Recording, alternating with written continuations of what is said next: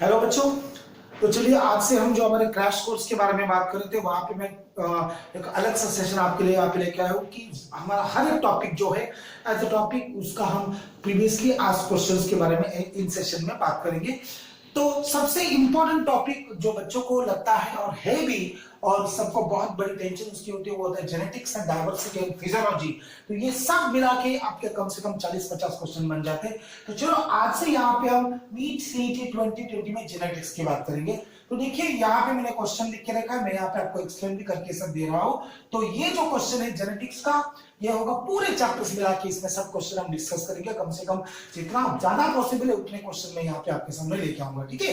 तो इनमें चैप्टर रहेंगे आपके Mendel's laws, then gene expression regulations इसमें आ जाएगा, ह्यूमन जीनोम प्रोजेक्ट इसमें आएगा, ठीक है। बायोटेक्नोलॉजी का कुछ पार्ट भी इसमें आ जाएगा जैसे फिंगरप्रिंटिंग वाला टॉपिक है। तो ये सब मिला के हम इसमें क्रोमोसोम का पूरा स्ट्रक्चर इसमें आ जाएगा, ठीक है।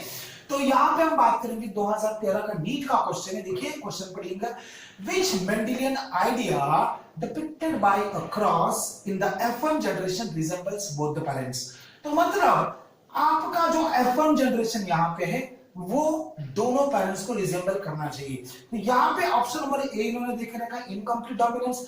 तो जो इनकम्प्लीट डोमिनेंस में क्या होता है समझ लीजिए, रेड एंड व्हाइट मिराबिलिस जो प्लांट है फ्लावर उसको हमने क्रॉस कर दिया। रेड के लिए मैंने कैपिटल डब्ल्यू डब्ल्यू लिख दिया, व्हाइट के लिए मैंने स्मॉल डब्ल्यू लिख दिया, ठीक है। तो यहाँ पे जो फर्स्ट वाला जनरेशन आपको मिलता है capital W and small W मिलता है, बच्चों ये जो फर्स्ट वाला होता है वो पिंक होता है। इसका मतलब इनकम्प्लीट डोमिनेंस में F1 जनरेशन दोनों भी पेरेंट्स को रिजेंबल नहीं करता, वो कुछ इंटरमीडिएट कैरेक्टर यहाँ पे प्रोड्यूस कर देता है। तो ये हमारा आंसर बिल्कुल नहीं है। चलो लॉ ऑफ डोमिनेंस की बात करेंगे, दूसरा वाला मैं आपको एक्सप्लेन करके दे रहा हूँ। Second one law of dominance, तो कैपिटल टी टॉल है, स्मॉल टी ड्वार्फ है, यहाँ पे कैपिटल टी और स्मॉल टी आ गया। तो according to law of dominance F1 generation is tall, इसको रिजेंबल नहीं कर रहा है। तो इसका मतलब हमारा बी भी ऑप्शन नहीं आएगा। Yes, inheritance of one gene, ये भी इसका आंसर नहीं आएगा बच्चों। वन जीन इनहेरिटेंस नहीं आएगा। देखिए ऑप्शन नंबर डी पे जाएंगे कोडोमिनेंस। तो क्या कोडोमिनेंस इसका आंसर हो सकता है? Answer is yes. आपको याद है रोन कलर के बारे में हमने बात की थी। यस, ये इसमें कैटल का जो कोट कलर होता है इसके बारे में हम लोगों ने बात करी। देखो कोट कलर इन कैटल्स, इसमें बच्चों हमने पढ़ा था एक व्हाइट कलर वाला और ब्राउन, और समझिए मैंने इस तरह से कुछ कैरेक्टर ले लिए, ब्राउन और व्हाइट को मैंने क्रॉस कर दिया। तो आपका जो F1 जनरेशन यहाँ पे आता है वो रोन कलर का आता है, बराबर। तो रोन कलर क्या होता है? It is nothing but the patches of both white and brown. तो इसका मतलब इनकम्प्लीट डोमिनेंस के अंदर क्या होता है, दोनों भी जीन इक्वली एक्सप्रेस करे जाते हैं और F1 जनरेशन पेरेंट्स के दोनों भी कैरेक्टर दिखा देता है। इसमें रोन कलर में व्हाइट भी पैचेस होंगे और ब्राउन भी पैचेस होंगे। समझो इस तरह से अगर ये कैटल है तो इसमें कुछ पैचेस पाए जाएंगे, तो कुछ पैचेस यहाँ पे व्हाइट कलर के रहेंगे और कुछ पैचेस यहाँ पे ब्राउन कलर के रहेंगे। तो इक्वली उनको एक्सप्रेस किया जाएगा F1 जनरेशन के। तो हमारा आंसर क्या होता है बच्चों? कोडोमिनेंस। तो देखिए इस तरह से 2013 में क्वेश्चन पूछा गया था। कभी कभी आप जब एग्जाम अटेंड करते हो तो कॉन्शियस हो जाता हो, लगता है कि क्वेश्चन बहुत आसान है, पर दिमाग शांत रख के अगर सॉल्व करेंगे तो ये बहुत ही आसान हमारे लिए हो जाता है। तो चलो ये सेकंड क्वेश्चन है जेनेटिक्स का, ये भी नीट 2013 में हमें पूछा जा चुका है। इसमें क्या है, if two persons with AB blood group marry, blood group क्या है बच्चों? एबी, हाँ, marry and have large number of children. देखिए जो जो इंपॉर्टेंट चीज है उसमें प्लीज अंडरलाइन कर लीजिएगा। एबी ब्लड ग्रुप के इंपॉर्टेंट चीज है, इसको मैंने अंडरलाइन कर दिया। Marry and have large number of children which can be classified as A B and B, ठीक है।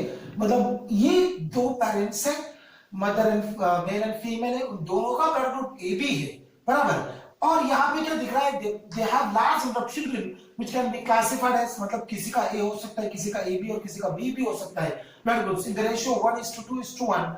This is an example of, बहुत ही सीधा सीधा क्वेश्चन है, बिल्कुल भी ज्यादा दिमाग लगाने की जरूरत नहीं है, क्योंकि blood group is an example of what? Codominance.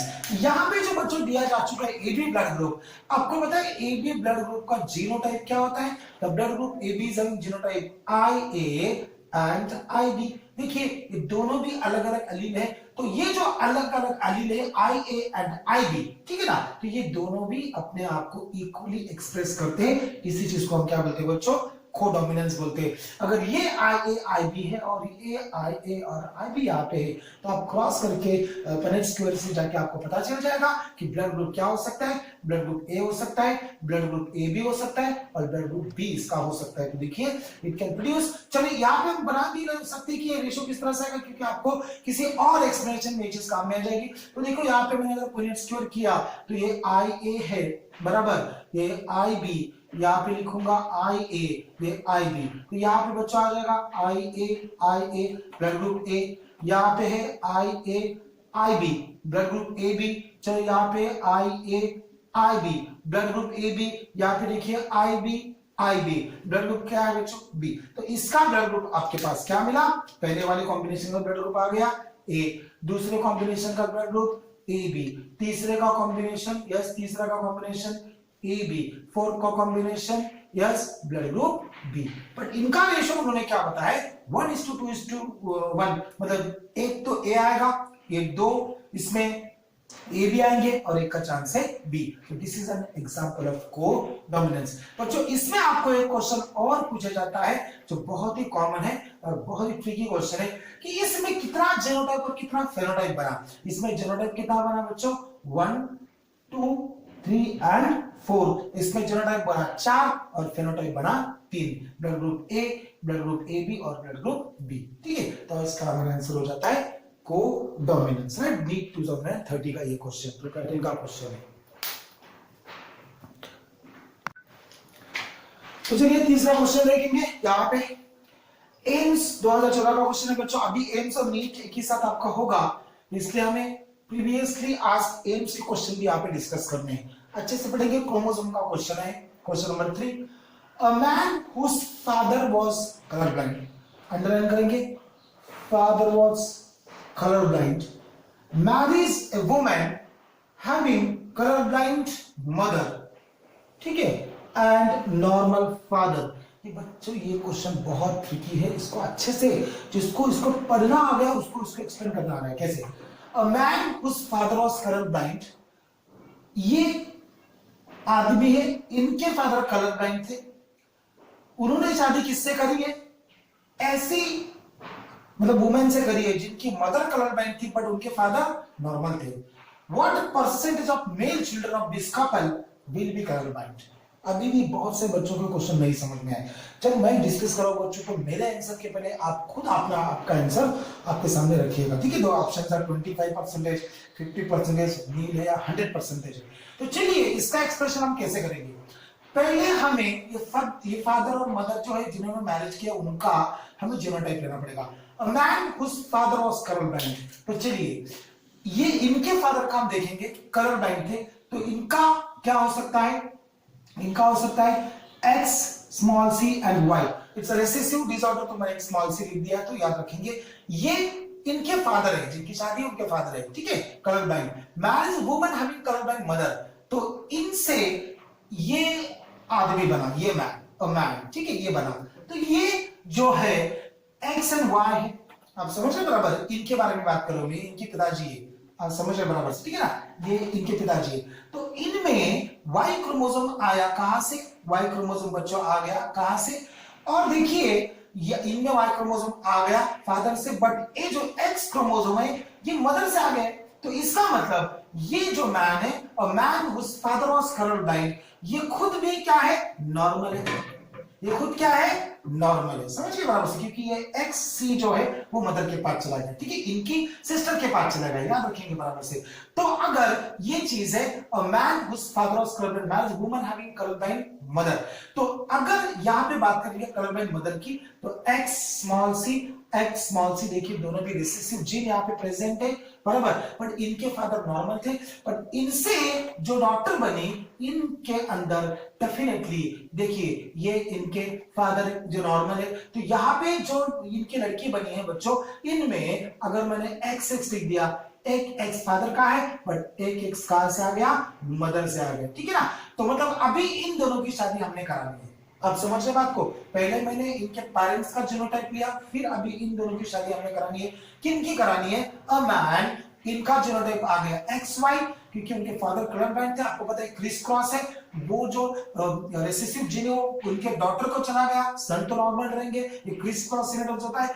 वैसे women having colour blind mother, तो ये कलर ब्लाइंड मदर मैंने बना दी, उनको नॉर्मल बना दिया, बट एक एक्स मेल से है, दूसरा एक्स यहाँ से आएगा, तो ये जो अभी है ये वुमेन है, वो जरूर कैरियर होगी एक रिसेसिव जीन के लिए। तो अगर मैंने क्रॉस इसको करना है तो हमारा जीनोटाइप है XY, क्रॉसिंग मुझे करना है X स्मॉल c X, क्योंकि ये कैरियर है, ये शादी है, तो चलिए इसको हम प्यूनेट स्क्वायर में भी बना सकते हैं। ये X आ गया, ये Y हो जाएगा, ठीक है। और यहाँ पे देखिए ये आपके सामने क्या है, X है, और X ये रिसेसिव जीन है, तो देखिए यहाँ पे XX है, यहाँ पे X एंड Y है, यहाँ पे X स्मॉल c X है, और यहाँ पे X स्मॉल c Y। तो आपका ये तो रिजल्ट आपके सामने आ गया, बराबर। पर क्वेश्चन देखिए क्या पूछा गया, बहुत इंटरेस्टिंग है।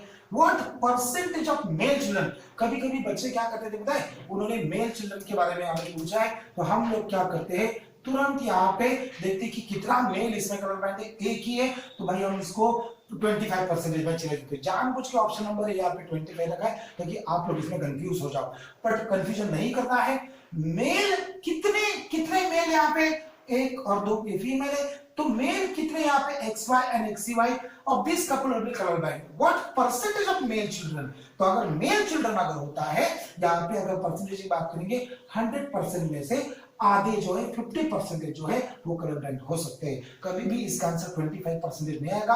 अगर 25% आपने ऑप्शन दे दिया तो आप फीमेल को भी काउंट करते हो, आपको सिर्फ मेल परसेंटेज को काउंट करना है, यहाँ पे इसका आंसर आपका बी आएगा। देखिए बच्चों, देखा जाएगा तो बहुत ही सिंपल क्वेश्चन है, एम्स का क्वेश्चन है, ये नीट के लेवल का ही क्वेश्चन है, कोई ज्यादा बड़ी बात नहीं है। बहुत से लोग एम्स से भी डरते हैं कि बहुत टफ एग्जाम होती है, बट इस तरह से आपको थोड़ा सा दिमाग शांत रख के ऐसे आंसर यहाँ पे देने होते, ठीक है।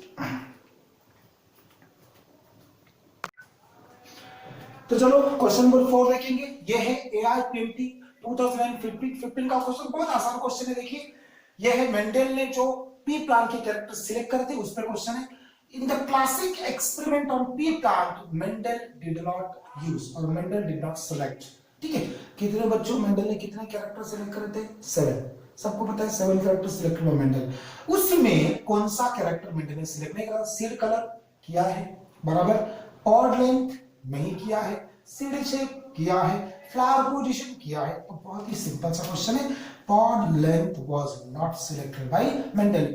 AIPMT 2015 का ये क्वेश्चन है।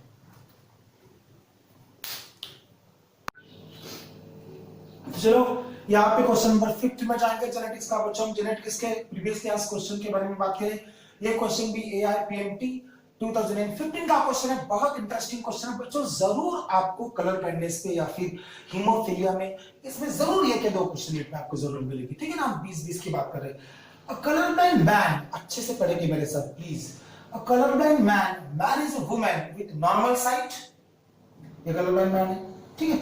Man is a woman. चलो हम पहले कलर ब्लाइंड मैन को लिख लेते हैं, कैसे लिखेंगे? X, C and Y, this small c is representing recessive gene for color blindness, ये color blind man हो गया, ठीक है। A color blind man is a woman with normal sight who has no history of color blindness in her family। मतलब ये जो women है ना उनको कलर ब्लाइंडनेस और ना उनकी फैमिली में कोई हिस्ट्री है, तो यहाँ पे मैं लिखूंगा X and X, ये नॉर्मल फीमेल है, ठीक है। In a family what is the probability of their grandson for colour blindness, इनके ग्रैंडसन को कलर ब्लाइंडनेस के क्या चांसेस है, ठीक है ना। A colour blind man marries woman with normal sight, ठीक है, who has no history of colour blindness in their family. What is the probability of their grandson in the colour for colour blindness. अभी इनके हमें sons लिखने पड़ेंगे, फिर हमें ग्रैंडसन्स पे जाना पड़ेगा। तो चलो हम अगर प्यूनेट स्क्वायर की यहाँ पे बात करेंगे तो बच्चों ये किस तरह से प्यूनेट स्क्वायर हमारा आ सकता है। तो अगर सिंपल यहाँ पे ट्रिक की बात करेंगे बच्चों, तो सिंपल सी बात है, याद रखेंगे। ये जो है किसका एग्जांपल है? कलर ब्लाइंडनेस बच्चों, ठीक है ना। डायरेक्ट आप आंसर जाओ बिना एक्सप्रेशन के। This is an example of what? Criss cross inheritance. अभी यहाँ पे आपको दिख रहा है कलर ब्लाइंड मेल है, इसमें से ये स्मॉल सी डॉटर के पास जाएगा और डॉटर के पास से वो जाएगा ग्रैंड सन में जाएगा, समझ रहे बराबर।